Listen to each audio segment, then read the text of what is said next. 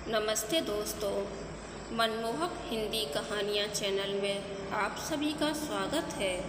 आज की हमारी कहानी है पूर्ण समर्पण। आपको हमारी कहानी पसंद आती है तो वीडियो को लाइक और चैनल को सब्सक्राइब जरूर कीजिएगा। कॉलेज शुरू हुए 1 सप्ताह बीत चुका था। यूँ तो बाहर लगे बोर्ड के अनुसार यह स्कूल ऑफ मैनेजमेंट कहलाता था, पर था शहर का मशहूर नवनिर्मित कॉलेज ही। शहर के भीतर बसा हुआ एक अलग शहर, लंबा चौड़ा परिसर, बगीचे, लड़के लड़कियों के अलग अलग हॉस्टल और समारोह इत्यादि के लिए एक लंबा चौड़ा मैदान। यहीं पर आज सुबह से चहल पहल है। द्वितीय वर्ष के छात्र आज फ्रेशर्स को पार्टी दे रहे हैं। आज नए छात्र अपना परिचय देंगे और कुछ अपनी प्रतिभा का प्रदर्शन भी करेंगे। असली मुद्दा तो एक दूसरे को जानने समझने का था। कैंप फायर के दौरान मेरी नज़र एक लड़की पर कई बार अटकी। इस नए शहर में यह चेहरा कुछ परिचित सा क्यों लग रहा है। परिचय देते समय उसने अपना नाम महिमा बताया, महिमा बनर्जी, लेकिन उससे भी गुत्थी नहीं सुलझी। इस नाम की किसी लड़की को मैं नहीं जानता था और न ही कोई बनर्जी परिचितों में थे। उसने बहुत प्यारा एक मधुर गीत सुनाया। कैसा तो सम्मोहन था उस आवाज़ में। बंगालियों के गले में विधाता जन्म से ही मधुर कंठ फिट कर देता है। मैं बात करने के लिए आगे बढ़ा। अच्छा अवसर था उसके गले की तारीफ करने का, परंतु उसे अनेक लोगों से घिरा देख यूं ही लौट आया। वह भी मुझे पहचानने का प्रयत्न कर रही थी शायद। 1-2 बार मैंने उसे अपनी ओर ध्यान से देखते पाया, कौतूहल भरी नज़र से। तभी उसने राह में पड़ा बैग उठाकर एक किनारे किया और मेरे जेहन में रेलवे स्टेशन पर बैग उठाए खड़ी लड़की का चित्र कौंध गया। उसी सप्ताह की बात है। मैं मेस में बैठा था। अगली क्लास के प्रोफेसर के छुट्टी पर होने के कारण इत्मीनान से बैठा था। जब महिमा भीतर आई और हॉल खाली होने के बावजूद मेरे पास आकर बैठने की इजाज़त मांगी। बात शुरू करते हुए उसने कहा, आप कहाँ से आए हैं? चेहरा कुछ परिचित सा लग रहा है। जब मैंने उसे बताया कि हम एक ही ट्रेन से आए हैं और शायद एक ही कोच से और हमारी मुलाकात स्टेशन पर हुई थी, तो उसके चेहरे पर मुस्कुराहट फैल गई, मानो किसी समस्या का हल पाकर चैन आ गया हो। यूँ हुई हमारी दोस्ती की शुरुआत। मैं इंजीनियरिंग करके MBA करने आया था और वह अर्थशास्त्र में ऑनर्स करने आई थी। उसे मौज मस्ती पसंद थी, जीवन से भरपूर थी वह, और मैं चुप्पा होने के बावजूद उसके इस जीवन दर्शन से प्रभावित था। इसी को विपरीत का आकर्षण कहते हैं शायद। हमारी मुलाकातें लंबी होने लगी थीं और हमारी बातें घनिष्ठ। कोर्स संबंधी समस्याओं की बात करते करते हम निजी बातें भी करने लगे थे। उससे हर रोज़ मिलना मेरी आदत में शामिल हो गया। वह एक दिन भी न दिखे तो दिन अधूरा लगता। मैं उसे चाहने लगा था, टूट कर चाहने लगा था, पर अपने मन की बात व्यक्त कैसे करता। मैं एक जैन परिवार से, हमारे घर तो प्याज लहसुन भी नहीं आता था। केक भी आता था तो बिना अंडे वाला। हमारा संयुक्त परिवार था। दादा दादी तो साथ ही रहते थे। ऊपर नीचे ताऊ चाचा का भी घर था। घर भी यह देखकर खरीदा गया था कि हमारे पड़ोसी के घर मांसाहारी भोजन तो नहीं पकता और महिमा को तो बिना मछली के खाना ही न भाता था। मुझ में इतना साहस नहीं था अपनों से लड़ने का। अपनी इच्छाओं का दमन करना ही एकमात्र राह बची थी और एक दिन कोर्स भी समाप्त हो गया। इस बीच कैंपस प्लेसमेंट में हम में से अधिकांश की नौकरी लग चुकी थी। घर जाने के दिन आ गए। महिमा जाने लगी तो मैं उससे मिलने उसके कमरे में गया। मेरा हाथ पकड़कर बोली, तुम बहुत अच्छे हो राघव, ऐसे ही बने रहना। मुझे एक दिन बाद जाना था। मैं अपने कमरे में आकर अपना सामान समेटने लगा। अटैची में सब कुछ डाल लेने के बाद भी ऐसा लग रहा था मानो बहुत कुछ पीछे छूटा जा रहा है। समारोह वाला वह स्थान जहां उसे पहली बार नोटिस किया था, लाइब्रेरी की वह मेज जहां बैठकर वह पढ़ा करती थी क्योंकि पास वाली खिड़की से अच्छी रोशनी आती थी, मेज की वह कोने वाली सीट जहां हमने अनेक बार एक साथ बैठ भोजन किया था, वह सब मेरी नज़रों से गुम हो जाने वाले थे। इन सबको बांधकर कैसे संग ले जाऊं? कमाल है, घर आकर जब सामान निकाला तो पता चला ढेर सारी यादें स्वयं ही संग चली आई हैं। जितनी पढ़ाई करनी थी कर ली थी। अब तो दुनिया की जंग में अपनी योग्यता आजमानी थी। अच्छा होता यदि महिमा का साथ मिला होता, पर वह न हुआ। मैं स्वयं को अकेला और उदास महसूस करने लगा जब महिमा का एक मैसेज आया कि उसका विवाह तय हो गया है। प्रेम विवाह तो नहीं कह सकते, पर उनके परिचितों में कोई था जिसके लिए उसने हाँ कर दी थी। विवाह 2 माह बाद होना था और महिमा ने मुझे भी आने के लिए लिखा था, पर इतना मजबूत नहीं था मैं कि उसका विवाह किसी और के संग होता देख सकूं। अच्छा है उसने संदेशा ही भेजा था। टेलीफोन पर उसकी आवाज़ सुन न जाने मैं क्या प्रतिक्रिया कर बैठता। मुझे अपनी नई नौकरी के लिए लखनऊ पहुंचना था। फिर से नई जगह बसना, नए लोग, काम का नया माहौल। महिमा साथ होती तो बात और थी। अकेला होते ही उसकी यादें मुझे आ घेरती। नौकरी लग जाने पर माँ विवाह के लिए दबाव डालने लगी। उनके हिसाब से इस भीड़ भरे शहर में उनका बेटा अकेला था, इसलिए शीघ्र ही उसका विवाह कर देना लाजमी था। और उनकी नज़र में कब से एक लड़की भी थी, महक। उन्होंने मुझ पर कोई दबाव नहीं डाला था, बस इच्छा ही जताई थी। माँ के दूर के रिश्ते में ही थे महक के पिता, और एक शहर में रहने के कारण आना जाना था। बचपन में मैं और महक मिलकर खूब धमाचौकड़ी मचाया करते थे। हालांकि वह मुझसे 3 वर्ष छोटी थी। मेरी दोनों दीदियाँ मुझसे काफ़ी बड़ी थीं और घर में मेरा कोई संगी नहीं था। शायद इसीलिए महक से मेरी बहुत पड़ती थी। लड़ाई भी खूब होती। थोड़ा बड़े हुए तो लड़ाई तो क्या, वह पहले की तरह मुझसे खुलकर बात भी न करती। झट से सब कुछ मान जाती। उसकी पीठ पीछे बहनें मुझे तुम्हारी चमची कहकर छेड़ती।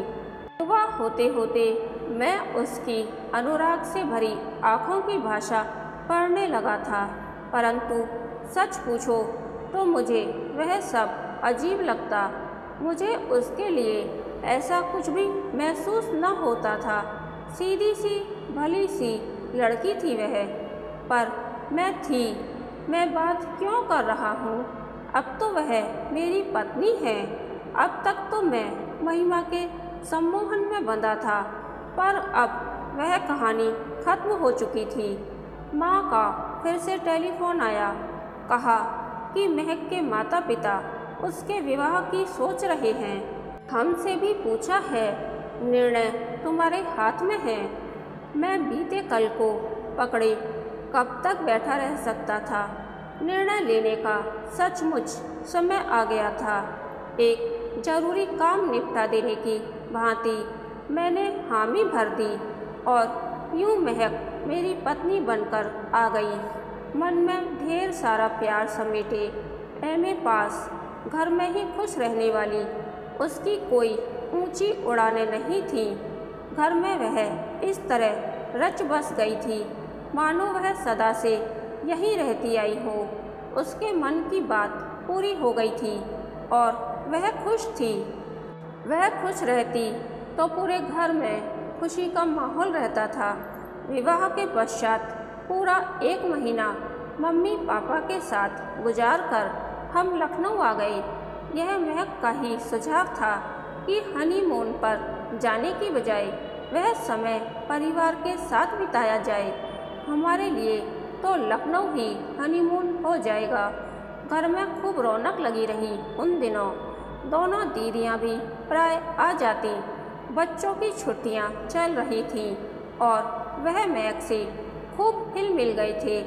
कुछ तो था कि बच्चे उसके पास खींचे चले आते थे। लखनऊ आकर मैंने निश्चय किया कि मैं महिमा को पूरी तरह से दिल से निकाल दूंगा। मेरा बीता कल अब मुझसे कोसों दूर था।